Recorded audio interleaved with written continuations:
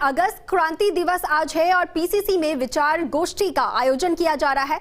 स्वतंत्रता सेनानियों का सम्मान यहां पर किया जाएगा। पीसीसी चीफ गोविंद सिंह डोटासरा समेत प्रमुख नेता यहां पर मौजूद हैं।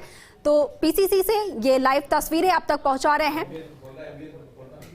अगस्त क्रांति दिवस आज है और इसी मौके पर इस उपलक्ष्य में पीसीसी में ये कार्यक्रम का आयोजन हो रहा है।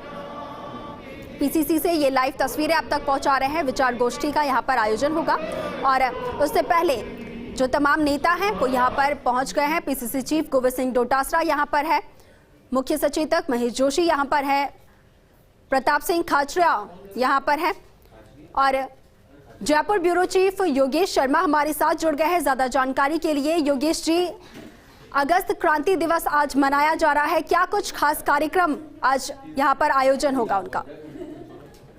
देखिए, इस वक्त विचार गोष्ठी का आयोजन चल रहा है। विचार गोष्ठी प्रदेश कांग्रेस मुख्यालय में आयोजित की जा रही है और इसके साथ ही स्वाधीनता सेनानियों का जो सम्मान का कार्यक्रम है जी, उसका आयोजन किया जा रहा है। ये जो पूरा कार्यक्रम है 9 अगस्त क्रांति दिवस के तौर पर पूरे हमारा देश मनाता है आज के दिन को और ऐतिहासिक घटना की आजादी की और उसी की याद में आज ये कार्यक्रम कांग्रेस कार्यालय में किया जाता है और प्रदेश कांग्रेस के अध्यक्ष गोविंद सिंह डोटासरा, परिवहन मंत्री विकास खाचरिया समेत कई नेता इस कार्यक्रम में मौजूद है। स्वाधीनता सेनानियों का सम्मान का कार्यक्रम है वो भी रखा गया है। तो एक तरह से अपने देश की आजादी के वीरों को याद करने के लिए, जो शहीद हैं उन्हें नमन करने के लिए और क्रांति की वर्षगांठ को मनाने के लिए ये कार्यक्रम किया जा रहा है और कांग्रेस के कई नेता कार्यकर्ता मौजूद हैं। कई प्रमुख जो लीडर हैं वो भी आज आए हैं और नमन कर रहे हैं और इसके साथ ही जो विचार गोष्ठी है उसका भी आयोजन है। जी, तो स्वतंत्रता सेनानियों का सम्मान होगा और अगस्त क्रांति दिवस आज मनाया जा रहा है। योगेश जी, तमाम जानकारी के लिए आपका बहुत शुक्रिया और पीसीसी से ये लाइव तस्वीरें हम आप तक पहुंचा रहे थे। चलिए आगे बढ़ते हैं। जयपुर एयरपोर्ट पर ECCS सेवाओं की शुरुआत आज से हो रही है और CBIC के चेयरमैन जयपुर में यहां पर उद्घाटन कर रहे हैं। M अजीत कुमार CBIC के चेयरमैन हैं। आपको बता दें कि आज से इसकी शुरुआत हो रही है और ये तस्वीरें हम आप तक पहुंचा रहे हैं। CBIC के चेयरमैन जयपुर में हैं और उद्घाटन कर रहे हैं। M अजीत कुमार CBIC के चेयरमैन हैं और ये लाइव तस्वीरें हम आप तक पहुंचा रहे हैं जयपुर से। जयपुर एयरपोर्ट पर आज ECCS सेवाओं की आज से शुरुआत हो रही है और CBIC के चेयरमैन इसका उद्घाटन कर रहे हैं। और चलिए रुक करते हैं पीसीसी का। आपको बता दें कि यहाँ पर जो स्वतंत्रता सेनानी हैं उनका सम्मान किया जा रहा है। ये विशेष आयोजन यहाँ पर किया जा रहा है अगस्त क्रांति दिवस के मौके पर। तमाम नेता यहाँ पर मौजूद है। पीसीसी चीफ गोविंद सिंह डोटासरा यहाँ पर मौजूद है, महेश जोशी यहाँ पर मौजूद है और स्वतंत्रता सेनानियों का सम्मान किया जा रहा है। ये तस्वीरें हम आप तक पहुंचा रहे हैं पीसीसी से।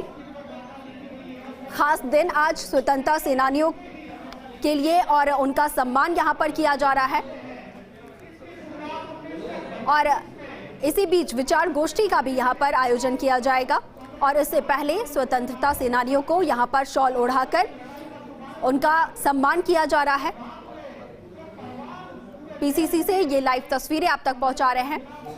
तमाम जो पार्टी के नेता हैं यहाँ पर मौजूद हैं और विचार गोष्ठी का भी यहाँ पर आयोजन किया जा रहा है और इससे पहले स्वतंत्रता सेनानियों का सम्मान किया गया है।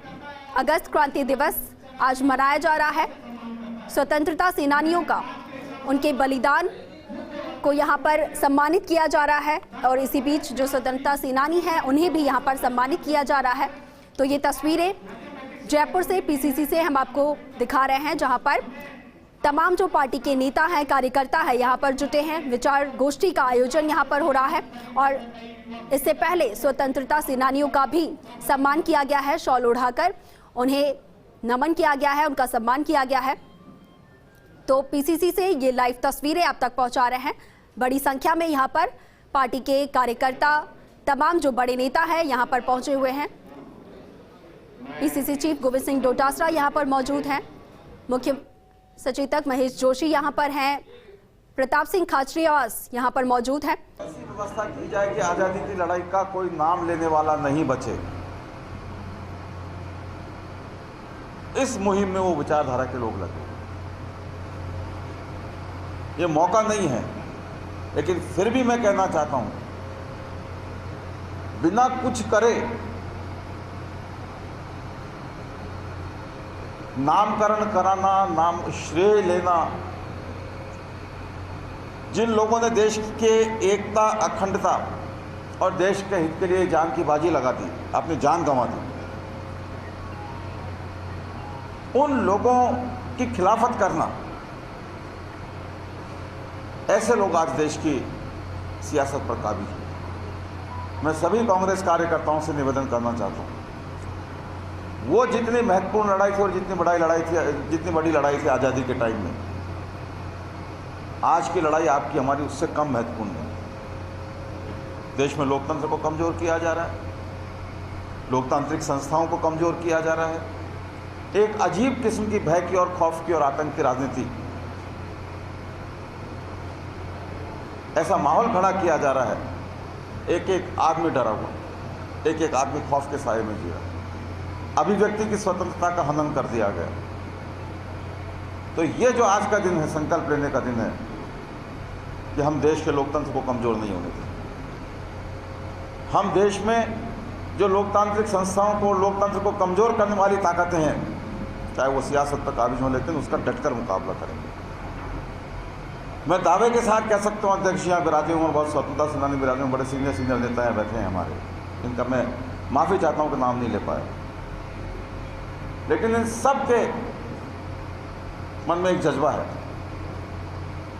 कि आज की लड़ाई हमारी कम महत्वपूर्ण नहीं है।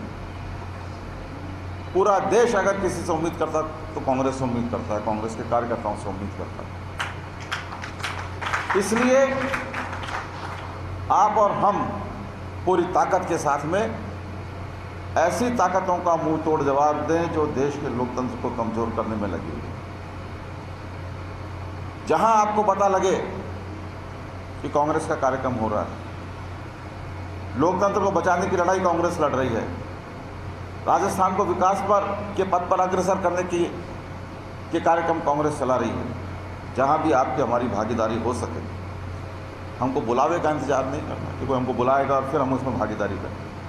केंद्र में सरकार किसी की भी हो सकती है, लेकिन राष्ट्रपिता महात्मा गांधी ने जो इतिहास लिखा और उन्होंने 8 अगस्त 1942 को जो नारा दिया, अंग्रेजों भारत छोड़ो, नारा दिया करो या मरो का, सुभाष चंद्र बोस ने नारा दिया तुम मुझे खून दो मैं आज़ादी दूंगा, चंद्रशेखर आजाद ने चुनौती खड़ी की और जब घेर लिया अंग्रेजों ने तो उन्होंने कहा मरना मंजूर है लेकिन झुकना मंजूर नहीं है। शहीद भगत सिंह फांसी पर चढ़ गए लेकिन माफ़ी नहीं मांगी। शहीद भगत सिंह, अशफाक उल्लाह खान, राजगुरु सुखदेव, चंद्रशेखर आजाद, महात्मा गांधी, मौलाना अब्दुल कलाम आजाद, हिंदू, मुसलमान, सिख, ईसाई सब मिलकर लड़े, तब हिंदुस्तान को आज़ादी मिली।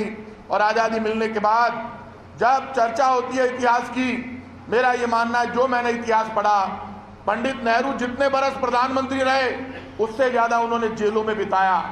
आज खड़े होकर और कहीं पर भी जबानी जमा खर्च करके आज़ादी के आंदोलन की जब बात हो तब पंडित नेहरू, सरदार पटेल का नाम लेकर बड़ी बड़ी बातें की जा सकती है, लेकिन जो लोग आज़ादी के आंदोलन में कभी शामिल नहीं हुए, जिनकी पीढ़ियां कभी शामिल नहीं हुई, वो आज़ादी के आंदोलन बोले तो उनको शोभा नहीं देता। ये उनका हक है कि वो आज़ादी के आंदोलन पर बोले लेकिन सच बोले।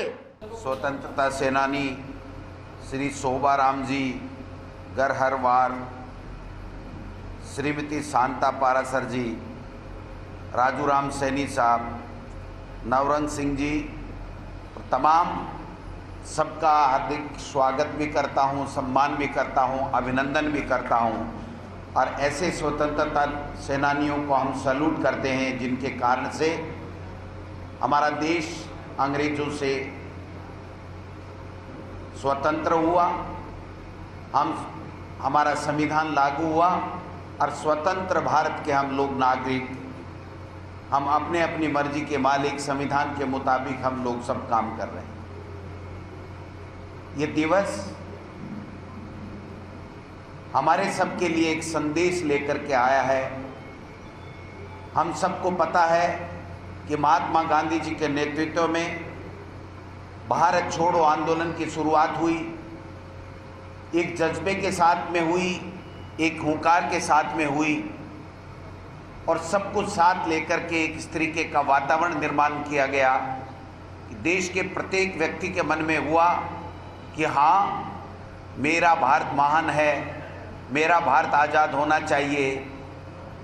और संघर्ष अहिंसात्मक, संघर्ष बिना कोई बेईमानी का, संघर्ष बिना कोई कपट का और सब जनता को साथ लेकर के, मैं समझता हूँ कि उन महान नेताओं ने, कांग्रेस पार्टी के तमाम पदाधिकारियों ने ये आंदोलन की जंग लड़ी और हम लोग कामयाब हुए।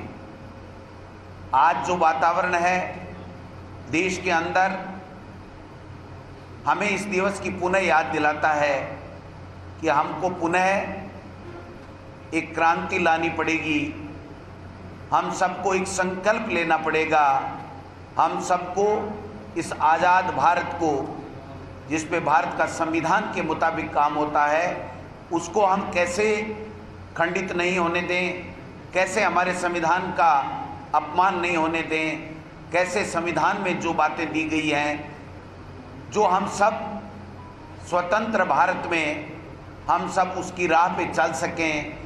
हमारे स्वतंत्रता सेनानियों ने जो हमको अपनी एक लंबी लड़ाई के बाद में जो आज़ाद भारत दिया है, जिसमें हम सब धर्मों के लोग, सब मजहब के लोग, सब विचारधारा के लोग एक साथ रह कर के अपने देश का मान और सम्मान करें। मैं समझता हूँ कि आप सबको पता होगा कि किस प्रकार से कांग्रेस पार्टी के महान नेताओं ने, महात्मा गांधी जी हों, सरदार पटेल हो, जवाहरलाल नेहरू हो, चाहे तमाम जितने भी नेता हों, उन्होंने हमेशा राष्ट्रहित सर्वोपरि रखा। अपना व्यक्तिगत कभी भी हित को उन्होंने कभी तवज्जो नहीं दिया और पूरे देश के लोगों को, तमाम लोगों को, सभी जाति धर्म संप्रदाय के लोगों को साथ लेकर के उन्होंने आज़ादी की जंग की लड़ाई लड़ी और ये कामयाब हुए। मैं पूछना चाहता हूँ तमाम साथियों से कि भारत की आज़ादी के समय ये आरएसएस के लोग कहाँ थे? भारतीय जनता पार्टी का तो उदय ही नहीं हुआ था, आरएसएस जरूर था। आरएसएस के लोगों की क्या भूमिकाएं थी आप सबको पता है। जब स्वतंत्रता की लड़ाई हमारे कांग्रेस पार्टी के महान नेता लड़ रहे थे, तब एक दो लोग थे आरएसएस के जो उसमें दिखाई दे पड़ते थे।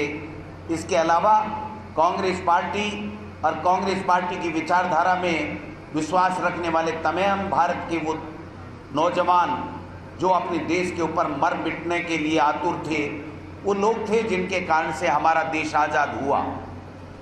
जो लोग आरएसएस विचारधारा के थे, उनका किस प्रकार का क्या योगदान है आप सबके सामने है। ये सावरकर जी की पूजा करते हैं। ये सावरकर जी की पूजा क्यों करते हैं? सावरकर जी का क्या इतिहास है?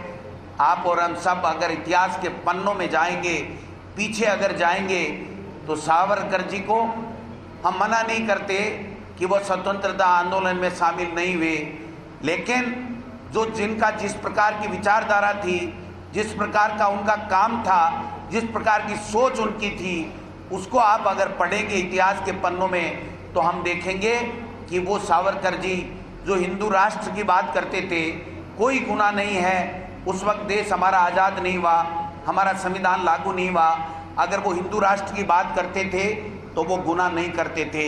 लेकिन जब हमारा देश आज़ाद हो गया, हमारा संविधान लग गया और उसके बाद में सब धर्म जाति के लोग सबको सब जब इस देश में रहने के लिए हमारा संविधान को स्वीकार कर लिया, उसके बाद में उनकी उस विचारधारा को लेकर के भाई को भाई से लड़ाने का ये षड्यंत्र भारतीय जनता पार्टी और आरएसएस करता है उसके हम लोग खिलाफ हैं। हमको समझना पड़ेगा कि सावरकर जी उस वक्त जेलों में गए, इसमें कोई नकार नहीं रहा है, लेकिन जेलों के जाने के बाद में उन्होंने अंग्रेजों को दरखास्त दी, एक बार नहीं, 2 बार नहीं, 3 बार नहीं, 4 बार दरखास्त दी कि आप मुझे छोड़ दीजिए, आप मुझे जेल से बाहर निकाल दीजिए। अगर आप मुझे जेल से बाहर निकालेंगे तो मैं आपके लिए बहुत बड़ा उपयोगी साबित होऊंगा। और वो लोग जिस प्रकार की सूचनाएं अंग्रेजों को देते थे वो हमारे इतिहास के पन्नों में दर्ज है। पेंशन तक अंग्रेजों से लेने का काम सावरकर जी करते थे। लेकिन आज आरएसएस और भारतीय जनता पार्टी, जिसका कोई बहुत बड़ा शून्य के बराबर योगदान इस देश की आज़ादी में है, वो लोग उस सावरकर को आगे मान करके, सावरकर जी को आगे मान करके केवल मात्र हिंदू और मुस्लिम धर्म के आधार पर लोगों को बांट करके, जो हिंदू बाहुल्यता हमारे देश में है उसके ऊपर एक अपनी विचारधारा को थोप करके और भाई को भाई से लड़ा करके शासन में काबिज होना चाहते हैं। इनके सपने कामयाब भी हो गए, मंसूबे कामयाब भी हो गए, और कामयाब होने के बाद में जिस प्रकार की व्यवस्था हमारी केंद्र की सरकार कर रही है आप सब देख रहे हैं। आज इस क्रांति दिवस के दिन हम सबको दोबारा उन महान नेताओं के, कांग्रेस पार्टी के नेता हों चाहे कोई भी हों, जिन्होंने आज़ादी की जंग में अपने प्राण न्यौछावर कर दिए, अपनी जवानियां कुर्बानी कर दी, अपने परिवार के साथ नहीं रहे, बरसों बरसों तक जेलों में रहे। उनका उद्देश्य ये थोड़ी था कि ऐसे लोग सत्ता में आ जाएं जो भाई को भाई से लड़ाने का काम करें, ऐसे लोग सत्ता में आ जाएं जो संविधान की धज्जियां उड़ाएं, संविधान को नहीं माने, लोकतंत्र को नहीं माने। और अभी प्रोफेसर साहब सही कह रहे थे कि हिटलर शाही तानाशाही लेकर के जिस प्रकार की ताकतें आज केंद्र में सत्तासीन हो गई हैं, हमें पुनः 9 अगस्त क्रांति दिवस की याद हमें कर करके वापस उस देश को बचाने के लिए, इस देश में जो धर्मपरायणता है, सारे के सारे जो सब धर्मों के लोग रहते हैं उनको साथ लेकर के देश का विकास करना है। आज वो लोग राष्ट्रभक्ति की बात करते हैं, अपने आप को राष्ट्रभक्त होने का दावा करते हैं, जो लोग उस वक्त देश की आज़ादी के समय उनका योगदान नगण्य रहा था, वो आज इस तरीके की बातें करके देश में बांटने का षड्यंत्र कर रहे हैं। भारत के संविधान बहुत मुश्किल से बाबा साहब ने बनाया था, और जो संविधान बनाया जिसके ऊपर हम सब लोग इस देश में निवास करते हैं, उस संविधान को प्रत्येक नागरिक को मानना होता है। ये लोग उस संविधान की धज्जियां उड़ाने का काम आज केंद्र में बैठे कर रहे हैं। आप देखिए, किसान जो अपना खून पसीना एक करके अन्न उगाता है, हमारा सबका पेट पालता है, उस किसान के साथ में आज केंद्र की सरकार क्या कर रही है। मैं पूछना चाहता हूं कि 9 महीने तक अगर किसानों की बात नहीं सुने तो वो निरंकुश सरकार, अगर हिटलरशाही सरकार का हम संज्ञा दें तो कोई अतिशयोक्ति नहीं है, कोई बुराई नहीं है। ऐसे लोग सत्ता में आ गए, किसी की सुनने के लिए तैयार नहीं है, लोकतांत्रिक रूप से चुनी हुई सरकारों को गिराने का काम कर रहे हैं, लोकतंत्र में उनका विश्वास नहीं है, चुनाव आयोग जैसी संस्था को किस प्रकार से नचाने का काम कर रहे हैं, किस प्रकार से प्रभावित करने का काम कर रहे हैं, आज जुडिशरी को किस प्रकार से प्रभावित करने के लिए साजिशें रची जा रही हैं, ये सब हम देख रहे हैं। आप सबको पता होगा कि स्वतंत्र भारत में आज 3-3, 4-4, 5-5 सुप्रीम कोर्ट के जजों को प्रेस कॉन्फ्रेंस करना पड़ता है। मैं समझना चाहता हूँ कि ये वो लोग केवल सत्ता में रहने के लिए अपने आप को राष्ट्रवादी की बात करते हैं, अपने आप को ये कहते हैं हम तो राष्ट्रभक्त हैं। और कटारिया जी जैसे लोग इतने वरिष्ठ होकर के भी किस तरीके के बयान देते हैं। उस भगवान श्री राम को कहते हैं कि अगर भाजपा नहीं होती, आरएसएस नहीं होता तो भगवान राम नहीं होते, वो तो समुद्र में पड़े हुए होते।